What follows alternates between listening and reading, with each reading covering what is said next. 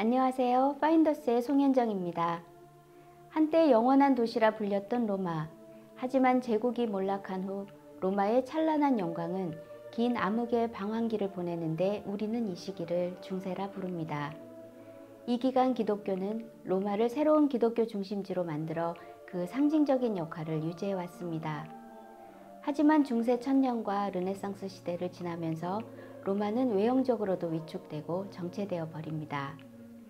특히 브루넬리스키와 같은 풍부한 예술가 자원을 가진 피렌체가 산타 마리아 델 피오레와 베키오궁 그리고 산타 크로체 성당과 같은 건축 조각 미술에 괄목할 만한 결과를 이루어낸 반면 15세기 로마는 청년에 걸쳐 무너져 내린 콜로세움, 로마의 포럼, 판테온, 산탄젤로 성 등이 유적으로 남아있을 뿐 이렇다 할 건축물은 4세기의 베드로의 무덤을 기념하여 지은 초라한 바실리카 정도가 전부였습니다.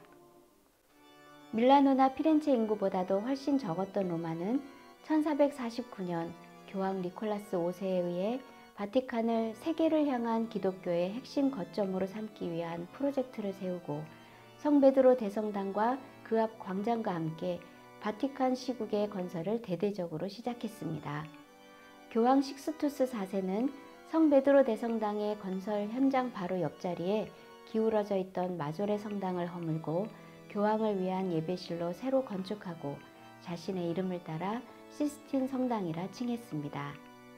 시스틴 성당은 길이 40.9m, 너비는 3분의 1인 13.4m, 아치형 천장까지의 높이는 길이의 2분의 1인 20.7m로 이스라엘의 솔로몬 성전의 규격과 정확히 일치하도록 했습니다. 또한 건물 외벽은 교황의 안전을 고려하여 3m 두께로 요새와 같이 지었으며 건물 외부에는 출입구가 없기 때문에 교황궁 안의 내실을 통해서만 출입이 가능했습니다. 내부 공간의 높이는 3층으로 분리하여 맨 위층에는 교황의 근위병들이 머무는 사관실과 외벽 둘레로 순찰 통로가 있었습니다. 시스틴 성당의 벽체에는 식스투스 4세가 의뢰한 보티첼리나 페루지노 그리고 미켈란젤로의 스승 기를란다요와 같은 피렌체의 메디치 화가들이 그린 그림들과 측면의 6개 창문 사이로 32명의 교황의 초상화들이 그려져 있었습니다. 완공된 후에는 추기경들이 새 교황을 선출하는 콘클라베로 사용되었으며 이 기간 동안 성당 내부는 식당과 침실과 회의실이 겸용될 수 있도록 개조되었다고 합니다.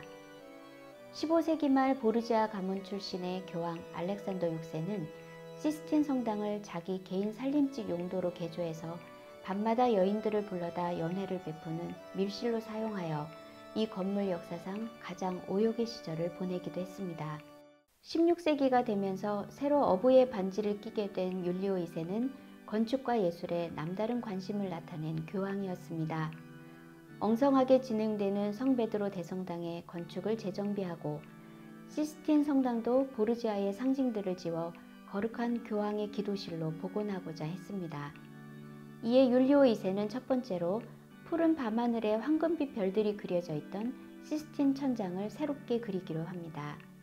그는 이미 르네상스의 대가들이 그린 구약의 모세와 신약의 예수 그리스도의 연속적인 14개의 이야기 그림과 함께 위쪽에 교황의 초상화들을 연결해줄 메타 내러티브를 구상하여 12사도의 그림을 기대한 것으로 보입니다.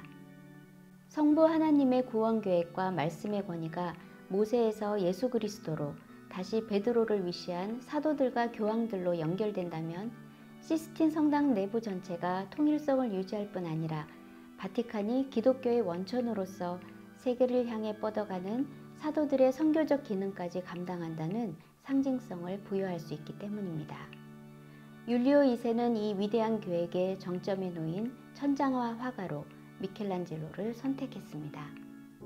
당시 미켈란젤로 부오나로티는 성베드로 대성당의 피에타, 피렌체 베키오 광장의 다비드상을 제작함으로써 위대한 르네상스 조각가로 그 명성이 전 유럽에 널리 퍼졌습니다. 그는 일찍이 유년 시절부터 해부학에 관심을 가졌고 지오토와 마사치오의 작품을 습작하여 그림을 배웠으며 13세부터는 화가 도메니코의 문화에 들어가 도나텔로의 작품을 배우기도 해서 조각만이 아니라 건축과 그림을 망라하여 출중한 기량을 나타낸 진정한 르네상스 예술가였습니다. 율리오 2세는 미켈란젤로에게 성경에 나오는 결정적인 장면을 그려줄 것을 부탁했지만 미켈란젤로는 조각이 아닌 그림 의뢰를 거절했습니다. 게다가 그는 율리오 2세의 대리석 무덤을 조각하던 중이었습니다. 하지만 교황의 주문이 너무 완강하여 결국 미켈란젤로는 로마를 향하게 되고 1508년 계약 후 1512년 일반에 공개되기까지 약 4년 가까이 천장에 매달려 천지창조로 알려진 거대한 벽화를 완성하게 됩니다. 시스틴 성당의 천장화의 원 제목은 창세기 제너시스였습니다. 미켈란젤로는 조수들에게는 천장에 물이 새지 않도록 석회를 바르거나 물감 배합 같은 기초 작업만을 주문하고 천장에 바른 석고의 물기가 마르기 전에 칠을 해야 하는 그 어려운 전체 프레스코 과정을 오직 혼자만의 집중력을 쏟아부어 완공했습니다. 높은 천장에 받침대를 세워 고개를 꺾어서 하루하루 상상하기 힘든 과정을 보내며 미켈란젤로의 몸은 망가질 대로 망가졌고 게다가 초창기에는 몇 차례 시행착오를 겪기도 했으니 오죽하면 라이벌 브라만테가 자신을 나락에 빠뜨리기 위해 교황을 선동하여 그림을 맡겼다고 의심을 했을까요? 율리오 2세는 미켈란젤로가 모세와 예수 그림 사이가 연결되도록 12사도와 관련된 장면을 그려줄 것을 기대했지만 미켈란젤로는 오히려 성경을 거꾸로 돌려 가장 오래된 기독교의 기원으로 되돌아가서 구약 성경의 첫 장면의 이야기인 창조를 그렸습니다. 천장화를 자세히 살펴보겠습니다. 중앙을 따라 그려진 창세기 장면의 9점의 프레스코화가 천장화의 핵심입니다. 그 중에 5점은 크기가 조금 작습니다. 각각의 그림 모서리에는 같은 모습의 동적인 자세를 취한 남성 누드가 둘러싸고 있습니다. 중앙의 6그림은 제작 순서이면서 연대기 순서대로 빛과 어둠의 분리, 별의 창조, 땅과 바다의 분리, 아담의 창조, 하와의 창조, 그리고 원죄 등입니다. 나머지 3작품은 노아의 이야기이고 중앙의 9점의 그림을 둘러싼 양측면에는 7명의 예언자와 5명의 여사제를 그렸습니다. 시스틴 성당의 천장화에서 가장 인상적이며 가장 파워풀하고 가장 논쟁적인 그림은 아담의 창조입니다. 미켈란젤로는 마치 창조의 현장에서 하나님의 말씀 대신 하나님의 뻗은 팔을 직접 본 듯이 그렸습니다. 잠에서 깬 듯 아직 힘이 빠져 있는 듯한 근육질 아담의 무기력한 표정, 무릎에 올려놓고 겨우 팔을 뻗어보지만 처져 있는 손가락. 하나님은 그 아담에게 팔을 뻗어 손가락을 내밀고 계십니다. 두 손가락은 가까이 마주하고 있지만 서로 완전히 닿지는 않습니다. 이 간격은 어쩌면 20세기의 신학자 칼바르트가 하나님과 인간을 가리켜 말한 하나님은 하나님이시고 인간은 인간이다처럼 영원히 닿지 않을 신과 인간의 간격입니다. 미켈란젤로의 비밀 코드를 주장하는 프랭크 메시버거와 같은 사람은 아담의 창조에서 하나님의 배경에 인간 두뇌의 단면도가 보인다고 합니다.